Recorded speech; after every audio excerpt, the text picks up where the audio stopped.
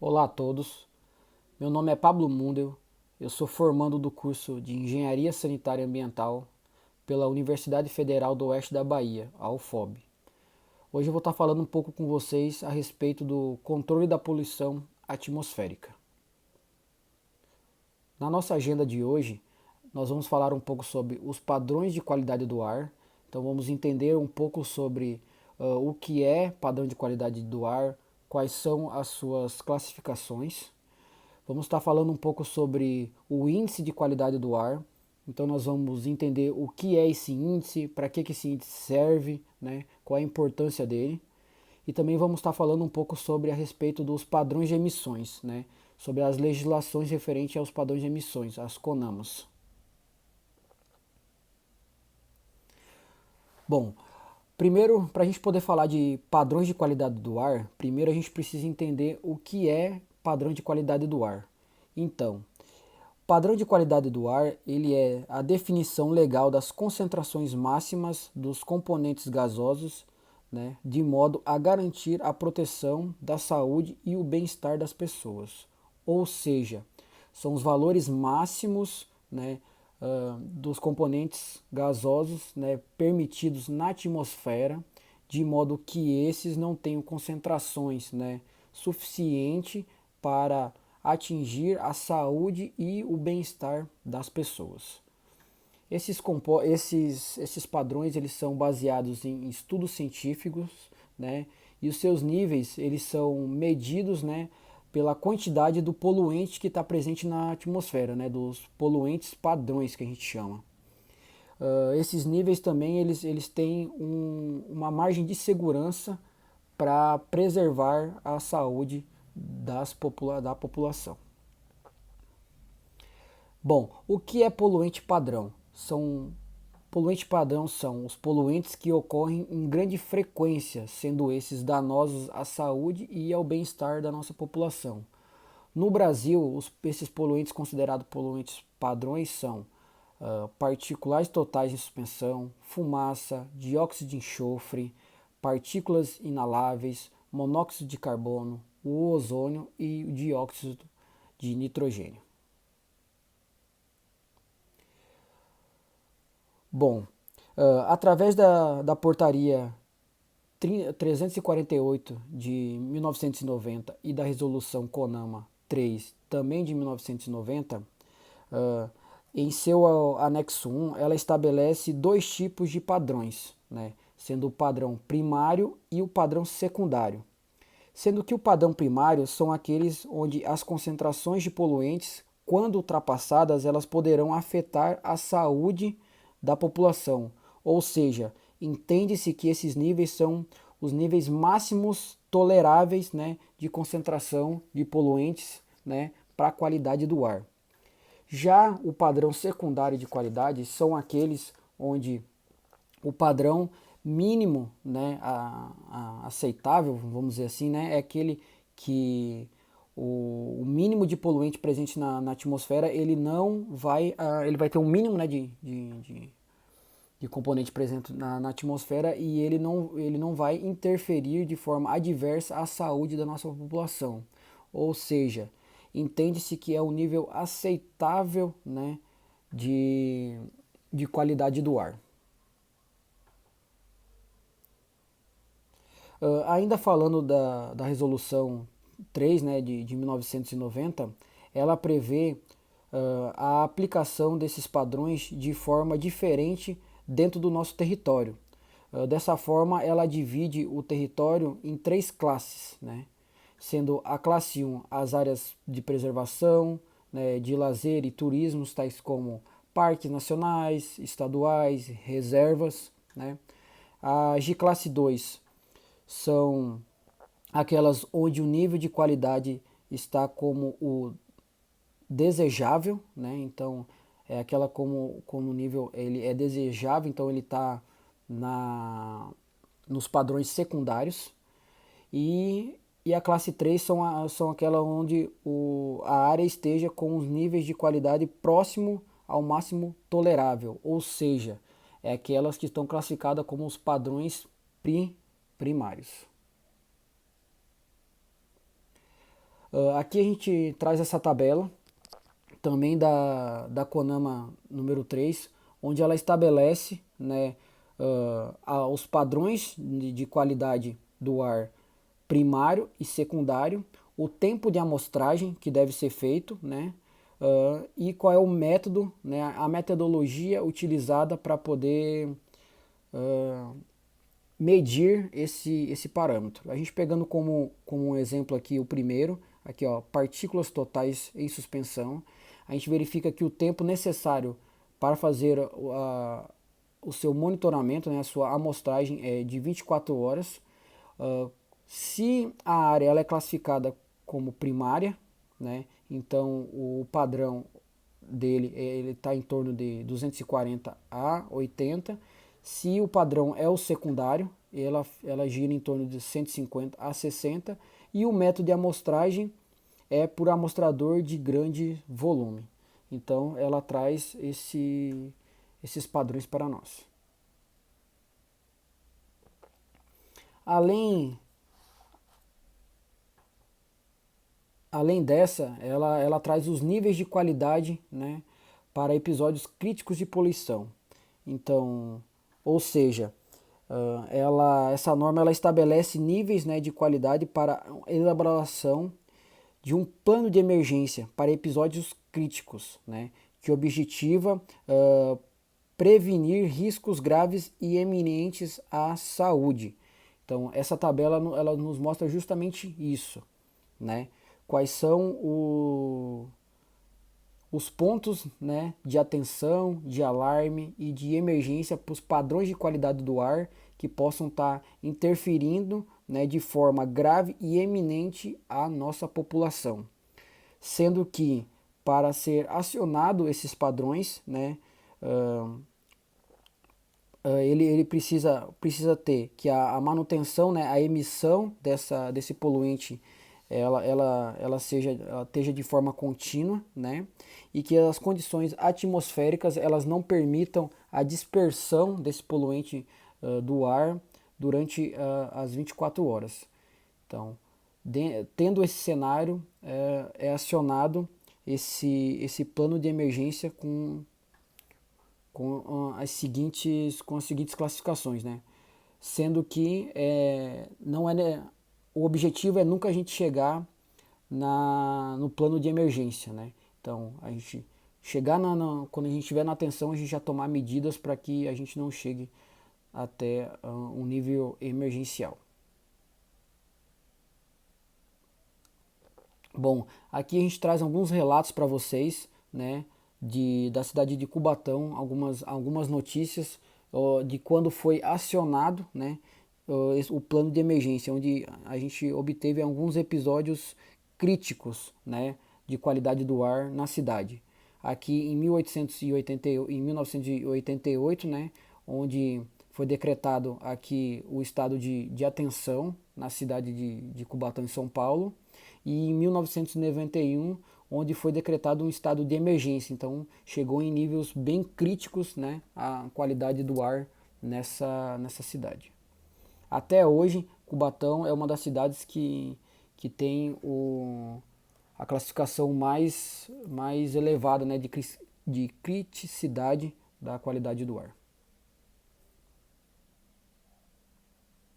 Aqui a gente traz aqui eu trago algumas referências internacionais para os padrões, né, para ter como base, como comparativo aos padrões trazidos pela nossa CONAMA número 3. Então, índice de qualidade do ar. Então, agora a gente vai entender o que é esse índice de qualidade do ar. Então, o índice de qualidade do ar é o QAR, né? Ele é uma ferramenta utilizada para simplificar a divulgação dos dados relativos ao monitoramento da qualidade do ar, né? Ou seja, ele é um número, né, adimensional que é utilizado para poder fornecer uma informação à população de forma mais fácil, né? Esse número ele é concebido através da base do PSI, né? E ele foi desenvolvido pela Agência de Proteção Ambiental dos Estados Unidos. Então, como comentei, esse número ele consiste, né, na transformação de transformar as concentrações dos poluentes atmosféricos em um único valor adimensional e assim a gente ter de forma fácil e clara, né, saber como está a qualidade do ar daquela localidade. Esse índice ele pode ser calculado através dessa equação, né, onde esse valor eles são obtidos através de uma função linear segmentada, né, no qual os pontos de inflexão eles representam os padrões de qualidade do ar, né, os níveis. Então, aqui nesse gráfico aqui a gente consegue visualizar, né, de forma mais ilustrada como é feita essa função linear segmentada e verificando justamente esses pontos de inflexão, né, onde a gente consegue obter os índices e as concentrações, né, do poluente, onde a gente substitui na equação ao lado e a gente consegue obter um índice, né, que é o índice de qualidade do ar. Com esse valor do índice, a gente consegue ter a classificação dele. Então, de 0 a 80 quer dizer que a qualidade do ar ela está boa. Então, ela não tem efeitos adversos à saúde. De 81 a 120, ela está regular. De 121 a 240, ela está moderada. Então, aí já começa a apresentar algum tipo de condições adversas à saúde. E dessa forma, consecutivamente, ela vai indo até o nível mais crítico. É quando a gente está em estado de emergência, onde os níveis de poluição do ar eles estão muito elevados, né? Aqui no canto aqui, só trazendo um exemplo, é que a Sabesp ela tem um aplicativo que a gente pode estar utilizando ele tanto em Androids como em iOS, que ela disponibiliza, né, dados sobre a qualidade do ar de várias cidades do estado de São Paulo, né, onde ela tem o monitoramento dessa qualidade. Então a gente consegue via aplicativo acessar lá de forma fácil, né, e saber como está a qualidade do ar daquela localidade. Aqui a gente traz um pouco sobre a evolução das legislações de qualidade, né, do ar, de padrões de qualidade do ar no Brasil, sendo que a nossa primeira ela é lá de 1976, né, que é a portaria do Minter, né, número 231, onde ela estabelece os padrões de qualidade do ar e diretrizes sobre o controle da poluição do ar. Mais para frente a gente vai estar falando um pouco mais detalhado sobre cada uma dessas legislações. Então, padrão de emissão de emissões. Então, o que é padrão de emissão? São os valores máximos, né, de emissões permitidos de serem lançados à atmosfera por fontes potencialmente poluidoras. Ou seja, quando nós estávamos falando de qualidade do ar, a gente estava falando de poluentes presentes na atmosfera, né, que afetam o bem-estar e a saúde dos nossos, uh, da nossa população. Quando a gente fala de padrões de emissões, a gente está falando de poluentes, né, de níveis máximos de poluentes que podem ser emitidos. Então a gente está falando de uma fonte de emissão de poluentes, né? Então, esses padrões normalmente eles são expressos em concentração gravimétrica, gravimétrica, nas condições, né, de 1013 mbar, né, a 0 graus Celsius na base seca. Só que a gente também pode converter eles para condições de referência de oxigênio, né, onde a gente consegue utilizar essa equaçãozinha aqui abaixo. Então, uma observação, né, é que diferente do padrão de qualidade do ar, onde a gente vai medir, né, a quantidade presente do poluente na atmosfera, os padrões de emissões eles podem ser, né, aplicados a vários tipos de indústrias, a vários tipos de aplicações, de fontes. Por quê? Porque esse a gente vai estar medindo, né, a quantidade do poluente que está saindo diretamente da fonte poluidora. Falando um pouco agora das legislações, nós temos o padrão de emissões da CONAMA 8, né, de 1990, onde ela estabelece os limites máximos de emissão de poluentes do ar para processos de combustão externa por fontes fixas com potenciais nominais totais até 70 megawatts ou superior. Mas aí a gente se pergunta, o que é fonte de combustão externa, né?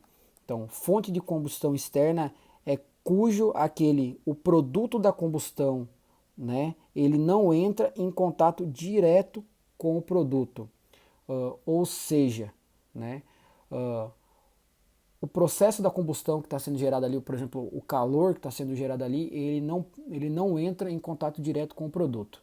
Vamos pegar um exemplo aqui um pouco mais prático sobre isso. Se nós pegarmos uma caldeira que é utilizada para gerar vapor, então a gente utiliza, por exemplo, a biomassa, né, o material lenhoso para fazer a queima dele, gerar calor, gerar fonte térmica, né, para que a gente aqueça uma água que ela está dentro de um tubo e assim a gente gere calor, né, gere vapor para utilizar dentro de um processo. Mas se a gente falar de outro tipo, se a gente der outro exemplo, a respeito de secadores de soja, né? Onde a gente também pode estar utilizando de biomassa, né? De material lenhoso para gerar o calor, né? Porém, o produto dessa combustão, que é o calor, ele está em contato direto com a soja, para retirar a umidade dessa soja. Então, ele não seria uma fonte de combustão externa, e sim uma fonte de combustão interna. Só para a gente ter essa definição bem clara. Bom, então essa CONAMA número 8, ela traz esses padrões aqui de emissão para a atmosfera, sendo que ela utiliza aquela classificação que nós comentamos lá atrás, da nossa CONAMA número 3, né, que classifica as áreas em 1, 2 e 3, né, e mostra aqui quais são os padrões que pode ser emitido para esse tipo de fonte. Agora falando um pouco sobre a CONAMA 264, né, de 1999, então essa CONAMA ela estabelece os limites máximos de emissões dos poluentes do ar para processos de coprocessamento de resíduos em fornos rotativos de clinker. Então, essa CONAMA ela foi algo que surgiu devido ao avanço, né, nas tecnologias de tratamento de resíduo. Então, com o surgimento de novas indústrias, com a geração maior de resíduo, surgiu a necessidade de a gente dar uma destinação mais adequada para esse resíduo. E com isso surgiu essa forma de processamento que é o coprocessamento, que nada mais é que a gente fazer um blend dos resíduos, né? Misturando resíduos com vários poderes caloríficos diferentes, né? Utilizando esse resíduo então para queima, né? Dentro de fornos rotativos para a produção do clinker, né? Que nada mais é que o cimento. Então, para esse tipo de fonte geradora, né? de poluentes, a gente tem essa norma, a CONAMA 264, onde ela estabelece esses padrões, né? Onde esse HCl nada mais é que um ácido clorídrico que pode estar gerando nesse processo de combustão, né? Também o ácido fluorídrico, né? Então a gente tem essas concentrações aqui que a gente precisa estar obedecendo. Em relação à CONAMA 316, então, essa CONAMA ela abrange, né, também a relação dos tratamentos de resíduos, né, de forma térmica, né, e também de cadáveres, com exceção, né, da aplicação do coprocessamento, que é da CONAMA que nós acabamos de verificar. Então, ou seja, essa CONAMA ela abrange todo o processo de incineração, por exemplo, de material hospitalar, né? Em fornos de incineração também abrange as autoclaves, que também são utilizadas para incineração de resíduos e também para incineração de corpos. Então aqui ela traz quais são os limites, né, de emissão para cada tipo de poluente, né, dentro das classes. Agora nós vamos falar um pouquinho sobre a CONAMA 382. Então, a CONAMA 382, ela veio vamos dizer assim, para tampar um gap que existia nos padrões nas legislações anteriores, né? Porque as legislações anteriores, elas falavam basicamente de fonte de emissão e qual era os padrões, né, que elas precisariam emitir. Essa CONAMA 382, ela já vem com um viés um pouco diferente, onde ela vai falar dos poluentes e também do tipo de fonte. Então ela vai especificar o tipo de fonte, qual é o tipo de material que ele utiliza para poder fazer a queima, para poder fazer a geração desse poluente e quais são os padrões específicos por cada fonte, né, que vão ser gerados. Então essa CONAMA ela traz padrões para fontes para fontes de combustão externa a óleo combustível, né, a gás natural, a bagaço de cana, a derivados de madeira, a turbinas, né, de gás para geração de energia, a processos de refino de petróleo, a processos de fabricação de celulose, de fusão de secundário de chumbo. Então ela traz N fontes, né, geradoras de poluentes. Aqui ao lado, aqui a gente tem apenas um exemplo, né, dos padrões de emissão que deve ser lançado, né, deve ser considerado para se emitir um poluente na atmosfera. Então esse padrão aqui a gente está utilizando como exemplo, né, o padrão para fontes de combustão derivadas da madeira, onde ela estabelece aqui por potência, qual é a potência, né, instalada ali daquele equipamento e por potência qual é o valor máximo, né, a ser emitido de material particulado e NOx, né,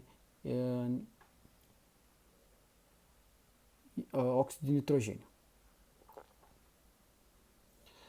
Além das legislações federais, né, os estados eles podem ter suas próprias legislações, eles podem estabelecer seus próprios limites e padrões. A gente utilizando aqui como exemplo a legislação do Paraná, ele estabelece, né, também limites, né, considerando fontes e tipos de poluente e tipos de fonte. Nós temos a resolução SEMA do Paraná, né, 264 de 99. Então, ela vai estabelecer, assim como a CONAMA 382, que a gente acabou de verificar, ela também estabelece os padrões de emissão por fonte e por poluente. Aqui ao lado a gente tem um exemplo, né, de uma fonte de emissão de energia, né, por combustível gasoso, onde a gente tem quais são os limites permitidos para emissão de material particulado, CO, NO e SOx. Também a potência térmica nominal desse equipamento e também ele traz um item a mais, né, aqui, que estabelece qual é a frequência que tem que ser medida, né, que tem que ser monitorado esse padrão esse padrão, né, esse poluente que está sendo emitido, ok?